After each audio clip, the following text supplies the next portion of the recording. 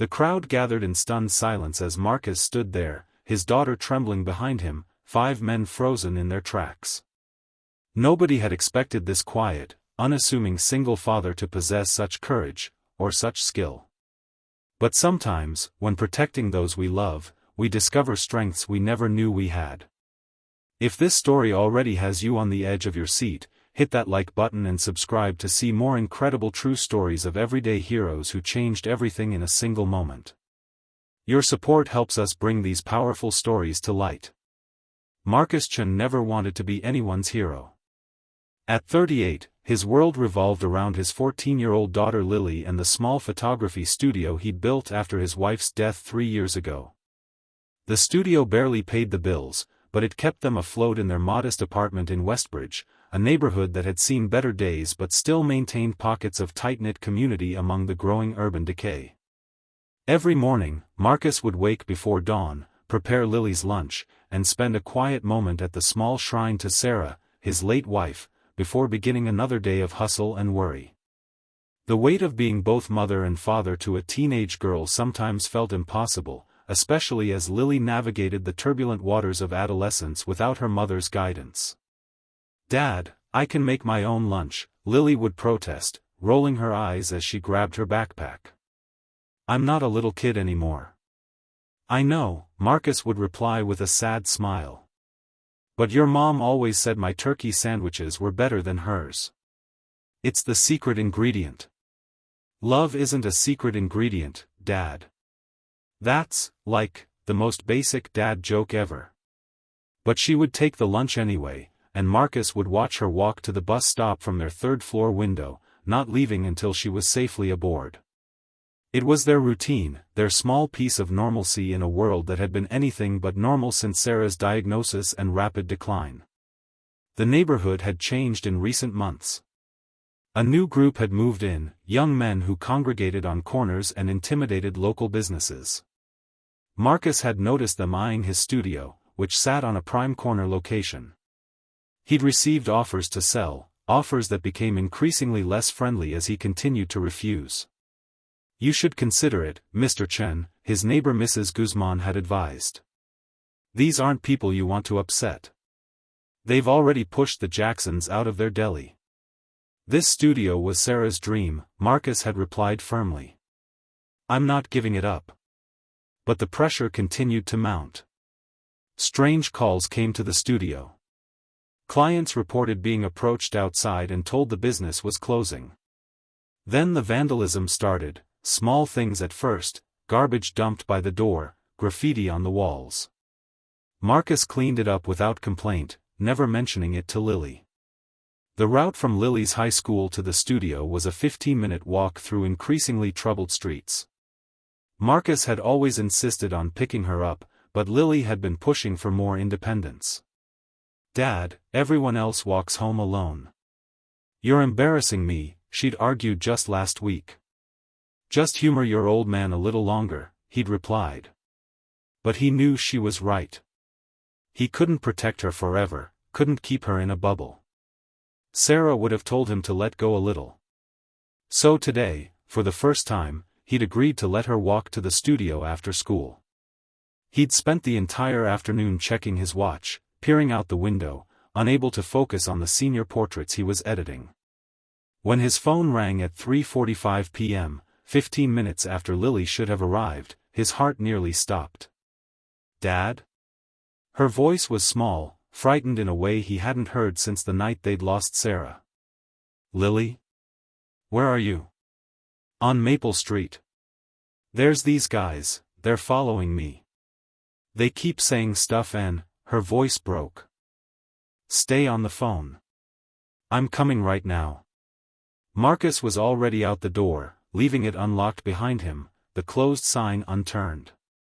Maple Street was only 2 blocks away. Marcus ran like he hadn't run in years, his heart pounding in his ears. As he rounded the corner, he saw them, 5 men in their 20s surrounding his daughter, who was backed against a storefront, clutching her phone to her ear, her face pale with fear. "Hey, we're just being friendly," one of them was saying, reaching for her backpack. Why don't you come hang with us instead of going to Daddy's boring studio? Something in Marcus shifted in that moment. The constant fear he'd carried since Sarah's death, the anxiety of raising a daughter alone, the pressure of keeping their small world intact, it all crystallized into a cold, clear focus. "Lily," he called, his voice steady despite his racing heart. "Come here." The men turned, smirking when they saw him, an average-sized Asian man in a button-down shirt and glasses, hardly intimidating. "Well, if it isn't the photographer," said the apparent leader, a tall man with a tattooed neck. "We were just getting to know your daughter. Telling her how that building you're in would make a great spot for our business." Marcus held out his hand to Lily, who quickly darted around the men to reach him. He gently pushed her behind him, never taking his eyes off the group. "You've made your point," Marcus said quietly. "Now leave my daughter alone." The men laughed. "Or what? You gonna take our picture?" The leader stepped closer. "We've been patient, Chen. Time to sell that studio and move on. Otherwise, who knows? Neighborhood's dangerous. Accidents happen." What happened next would later be described differently by various witnesses. The elderly couple watching from their apartment window would say it was like watching a dance. The teenager recording on his phone from across the street would call it, "the most badass thing I've ever seen." The shopkeeper who had been too afraid to intervene would simply say, "I didn't know people could move that fast." When the leader reached out to grab Marcus's shirt, Marcus moved with a fluid precision that seemed impossible for someone who spent his days behind a camera. Years of martial arts training, abandoned after college but ingrained in muscle memory, came flooding back. A quick redirection of the man's arm, a sweep of the leg, and suddenly the leader was on the ground, looking up in shock. Two others rushed forward. With economic movements, Marcus sidestepped the first, used the man's momentum to send him stumbling into a newspaper stand, and blocked a wild punch from the second before delivering a precise strike to the solar plexus that left the man gasping for air. The remaining two hesitated, looking at their fallen companions. "I don't want trouble," Marcus said, his voice still calm. "But my daughter walks these streets. If you ever threaten her again, if you ever come near my studio again, what happened today will seem like a friendly greeting." The street had fallen completely silent. Passers-by had stopped to stare. Someone was recording. The leader struggled to his feet, his face a mask of humiliation and rage. "You're dead, Chen. You hear me? Dead." Marcus stepped forward, and the man flinched involuntarily. "No. I'm alive. My daughter is alive. And we're staying that way. Now take your friends and go." For a moment, it seemed the leader might try again. Then, with a curse, he signaled to the others and they backed away, helping their injured companion. "This isn't over," he called as they retreated. "Yes," Marcus replied. "It is." Only when they had disappeared around the corner did Marcus turn to Lily, whose eyes were wide with shock. "Dad, how did you?" Marcus put his arm around her shoulders. "Your grandfather taught me when I was younger than you. I never told you because..." He paused. "Because after your mom got sick, I wanted to believe I could protect you both from anything. When I couldn't save her, I think I stopped believing in my own strength." As they walked back to the studio, neighbors emerged from shops and apartments. Mrs. Guzman clasped his hand. "Thank you," she whispered. "They've been terrorizing everyone." By evening, the video had gone viral. "Single dad defends daughter against neighborhood thugs," read the headlines.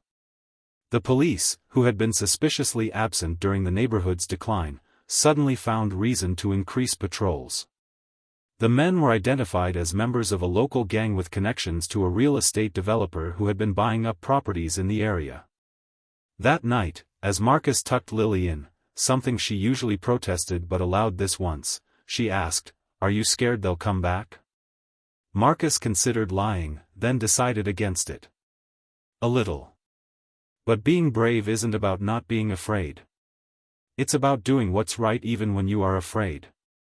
Like Mom, Lily said softly. She was scared but she fought so hard. Just like Mom, Marcus agreed, his throat tight. Will you teach me? What Grandpa taught you? Marcus nodded. I should have already. Your mother would have wanted you to know how to protect yourself. In the days that followed, the studio became a gathering place. Neighbors brought food, offered support, shared their own stories of intimidation. The local news ran a feature on neighborhood revitalization efforts. An anonymous donor offered to fund security cameras for small businesses in the area. The men never returned to harass Marcus or Lily again. Whether it was the viral video, the increased police presence, or the community that had suddenly found its voice, the threat seemed to have passed. 3 months later, Marcus expanded the studio to include a small community space where he began teaching free self-defense classes twice a week. Lily assisted, showing a natural talent that made him both proud and wistful for the grandfather she had never met. You know, Lily said one evening as they closed up the studio, I used to think you were overprotective because you didn't think I was strong enough. No, Marcus replied, looking at his daughter, so much like her mother in her determination, so much like him in her quiet thoughtfulness. I was overprotective because I wasn't sure I was strong enough. I was afraid of losing you too. And now? Marcus smiled. Now I know we're both stronger than we thought. Your mom always said that courage isn't something you find, it finds you when you need it most. As they walked home through streets that felt safer than they had in months, neighbors called out greetings. The community had changed, awakened by one man's refusal to back down when it mattered most. Sometimes the bravest thing we can do is simply stand our ground. Sometimes a single act of courage can ripple outward, touching lives we never knew we could reach. And sometimes, in protecting those we love, we find the strength to heal ourselves. If this story moved you, don't forget to like and subscribe for more powerful stories of everyday heroes. Remember, courage isn't about being fearless, it's about facing your fears for something that matters more than your comfort. Share this video with someone who needs to be reminded of their own strength today.